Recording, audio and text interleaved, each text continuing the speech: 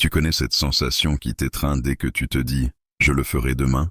Ce poids invisible, presque sournois, qui te pousse à repousser toujours, encore, cette tâche que tu sais pourtant cruciale. Tu regardes ton téléphone, tu scannes ta to-do list et tu choisis la fuite, ce moment précis, ce déclic que tu n'y arrives pas à appuyer, cette inertie qui te paralyse et te vole ton énergie, ta confiance, ta liberté. La procrastination, ce vampire silencieux, s'installe sans fracas mais détruit ta vie à petit feu. Tu n'es pas seul. En France, combien de personnes vivent ce combat intime chaque jour? Ce piège mental où commencer semble la montagne infranchissable, alors que la pente n'est que douce mais invisible. On te répète partout que la motivation viendra, que le bon moment sera là, que la pression sera ta meilleure alliée quand il faudra agir. Mais la vérité qui dérange, c'est que ce fameux bon moment n'existe pas.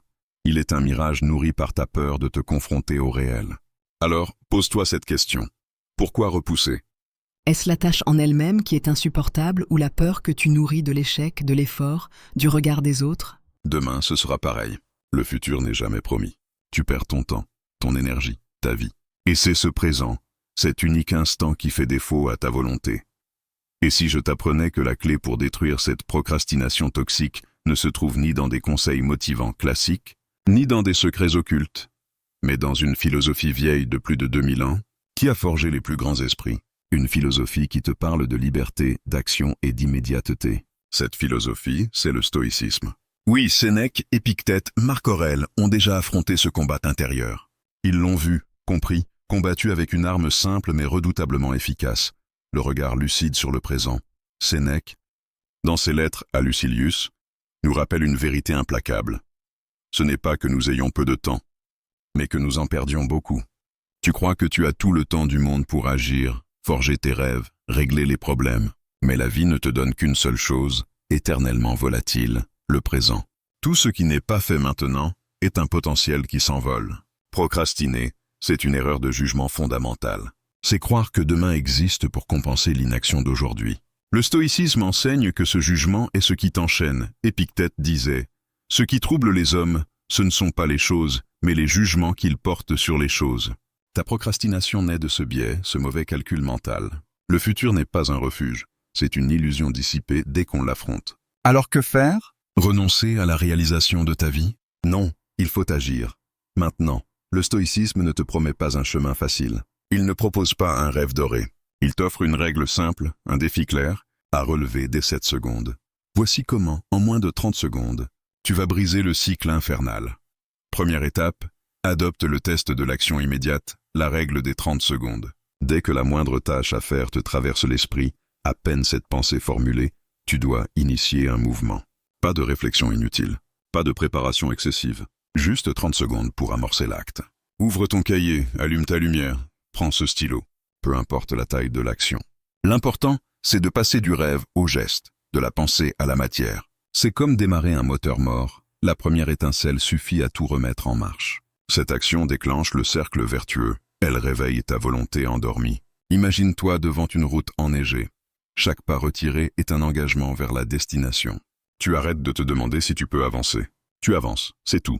Deuxième étape, visualise la charge mentale. Prends conscience que chaque minute où tu restes immobile, où tu procrastines, c'est comme si tu portais un sac à dos rempli de pierres, de plus en plus lourd. Chaque tâche non accomplie est une nouvelle pierre qui te contraint, te ralentit, t'épuise. Ressens ce poids. Maintenant, imagine la sensation libératrice de déposer une pierre. Tu ne peux pas enlever tout le sac d'un coup, mais déposer une pierre à la fois, c'est déjà alléger ta charge. Cette image puissante ancre en toi la réalité physique de ta procrastination. Ce n'est pas une simple mauvaise habitude, c'est une véritable entrave à ta liberté. Ton corps et ton esprit te réclament cette libération. Par cet exercice mental, tu changes ton jugement. Tu passes de victime à acteur. Troisième étape, la plus essentielle, le retour au présent par la respiration consciente. Chaque fois que tu sens la peur de l'échec ou l'angoisse te paralyser, stoppe-toi. Inspire profondément. Sens ton ventre se gonfler. Expire lentement en expulsant cette tension accumulée. Ce rituel de quelques secondes te reconnecte à ton unique allié, le moment présent. Ce point d'ancrage est le socle de ta force, ce refuge au milieu de la tempête. À chaque respiration, tu affirmes ton pouvoir sur tes émotions. Tu reprends le contrôle de tes pensées. Ce retour à l'essentiel est ta meilleure arme anti-procrastination. Tu combines ces 3 clés, tu vois? Elles sont simples, mais leur puissance réside dans leur immédiateté et leur répétition. Le stoïcisme ne te promet pas un parcours facile, mais il t'offre la liberté. Cette liberté, c'est le choix d'être maître de chaque instant, de ne plus subir, de ne plus fuir. Elle est à portée de main. Tu n'as qu'un seul moment à conquérir, celui que tu vis. Solidarise-toi avec la sagesse antique. Agis aujourd'hui, pas demain, pas après. Maintenant. Sénèque nous lance ce défi éternel. Ce n'est pas parce que les choses sont difficiles que nous n'osons pas. C'est parce que nous n'osons pas qu'elles sont difficiles. Tes difficultés ne sont pas la barrière, c'est ton courage qui le devient. Franchisse cette barrière. Maintenant, pour que cette action devienne un moteur durable, il faut aussi comprendre la cause profonde de ta procrastination. Elle n'est pas qu'un simple manque de volonté, elle est le signe révélateur d'une lutte intérieure. La peur. Mais pas la peur immédiatement visible, c'est la peur de la liberté. Oui, cela peut sembler paradoxal. La liberté implique la responsabilité, le poids de l'incertitude, l'exigence de l'effort. Cette peur, tu la nourris inconsciemment en toi depuis des années. C'est la voix qui te murmure. Et si tu échouais? Et si ce n'était pas à la hauteur? Et si tu te ridiculisais? Ce dialogue intérieur est le piège mortel. C'est là que le stoïcisme devient un guide, parce qu'il te dit qu'il n'y a que 2 choses, ce qui dépend de toi et ce qui n'en dépend pas. Ta peur, tes doutes, ton jugement, cela dépend de toi. Le résultat, la réaction des autres, le succès ou l'échec, cela n'en dépend pas. Quand tu agis, tu ne maîtrises pas tout. Mais tu maîtrises ce geste présent, ce choix d'avancer, cette décision d'être acteur de ta vie. Marc Aurèle, dans ses Pensées pour moi-même, nous rappelle que ce n'est pas la mort que l'homme doit craindre, mais de ne jamais commencer à vivre. Ne pas commencer, c'est mourir à petit feu dans ta procrastination. Le stoïcisme propose aussi de revoir la notion même de temps. Nous vivons souvent dans une temporalité incorrecte, comme si le temps s'écoulait sans qu'on en prenne conscience. Or, le temps est une construction de l'esprit. Vivre dans le passé, c'est revivre d'anciennes douleurs, ruminer des erreurs. Vivre dans le futur, c'est nourrir des craintes, des espoirs illusoires. Le présent, lui, est le seul temps qui existe. C'est là que s'exerce ta liberté. Si tu regardes cette vidéo aujourd'hui, c'est que tu as ce potentiel. Mais ce potentiel doit devenir action. Alors comment vivre dans le présent? En incorporant une pratique quotidienne. Chaque matin, avant de te lever, rappelle-toi cette phrase d'Épictète. Ne perds pas de temps à discuter sur ce que doit être un bon homme, sois-le. Ne te limite pas à la théorie, agis. Cette simple phrase est une claque, un rappel brutal. Pas de blabla, pas de procrastination. Sois l'homme, la femme, la personne que tu veux être. Sois celui qui agit. Par ailleurs, la maîtrise de soi est une autre clé stoïcienne qui combat la procrastination. Chaque fois que tu choisis d'agir, même pour la plus petite tâche, tu entraînes ton muscle de la volonté. La volonté est comme un muscle. Si tu ne l'utilises pas, elle s'atrophie. Si tu la renforces par des petits actes, elle devient puissante. Imagine plusieurs scénarios.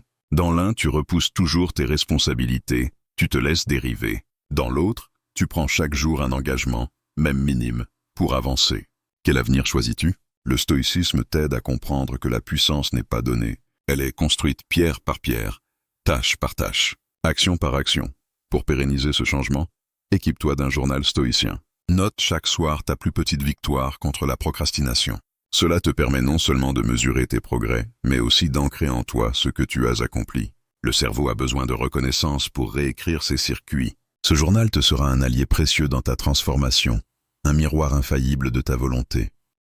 Pour aller plus loin, parlons aussi des distractions. La procrastination ne se limite pas à ne rien faire. Souvent, elle s'habille en activités futiles. Réseaux sociaux, notifications, surf internet sans but, bavardages inutiles. Ces distractions sont des faux amis qui te volent ton présent. Ici encore, Sénèque t'alerte. Ne permets pas à ces petites flammes d'embraser ta vie en lui volant ce qu'elle a de plus précieux. Apprends à dire non aux sollicitations qui ne servent pas ton projet de vie. Mets en place des règles simples. Déconnecte ton téléphone à heure fixe. Organise un temps sans écran. Réduis le multitasking qui disperse ton attention. Le stoïcisme est aussi art de la discipline. Discipline ne signifie pas rigidité, mais sens du choix, du prioritaire, du vrai. Et si tu te sens submergé par l'ampleur de tes tâches, rappelle-toi la notion stoïcienne de découpage. Marc Aurèle conseille de fractionner l'action en petits segments. Une grande montagne devient un sentier à gravir pas à pas. Ne te lance pas dans la totalité d'un projet d'un coup. Choisis la première marche et monte-la seule. Le reste suivra, naturellement. Maintenant, parlons aussi de ton dialogue intérieur. Tu sais, cette voix qui te répète toutes les excuses possibles. Je suis fatigué. Ce n'est pas le bon moment. Je finirai plus tard. Le stoïcisme t'invite à considérer ce dialogue comme une maladie mentale, un poison à neutraliser. Épictète appelle ça l'auto-intoxication. Pour chaque excuse, questionne-la. Est-ce vraiment vrai? Est-ce que j'ai le contrôle sur cela? Souvent, l'excuse s'effondre face à la rigueur de la vérité. Fais de cette investigation quotidienne un rituel de lucidité. Pour finir, accepte l'imperfection. Le stoïcisme ne te demande pas d'être parfait, mais d'être résolu. Ta vie ne sera jamais un long fleuve tranquille, tu feras des erreurs, tu flancheras. Et alors, ce n'est pas l'erreur qui te freine, mais l'abandon. Le recommencement est la plus belle des victoires. Tu as maintenant entre tes mains un arsenal stoïcien complet, drastique, concret pour anéantir ta procrastination, dominer tes peurs et embrasser ta liberté. Alors je te pose cette question, frontalement. Quelle tâche fuis-tu aujourd'hui? Laquelle repousses-tu parce que la peur ou la paresse t'enchaîne? Écris-la, prononce-la à voix haute et lance-toi dans le test des 30 secondes. Commence maintenant, ici, tout de suite. Partage-le dans les commentaires et crée ta première action. Prends ton destin en main. Laisse la procrastination dans le passé. Prends la responsabilité du présent. Abonne-toi pour découvrir plus de vérités stoïciennes qui te rendent plus fort chaque jour. Tu sais quoi? Plus jamais tu ne reviendras en arrière. La seule chose qui domine l'homme libre, c'est son propre jugement, et lui seul. Libre, tu peux bâtir ta vie. Procrastinateur, tu t'enchaînes à l'illusion. Choisis la liberté. Et rappelle-toi enfin avec Sénèque, celui qui a affronté le désespoir de la vie, que il n'appartient pas à l'homme de disposer du temps, mais il lui appartient d'en faire un bon usage. Agis maintenant.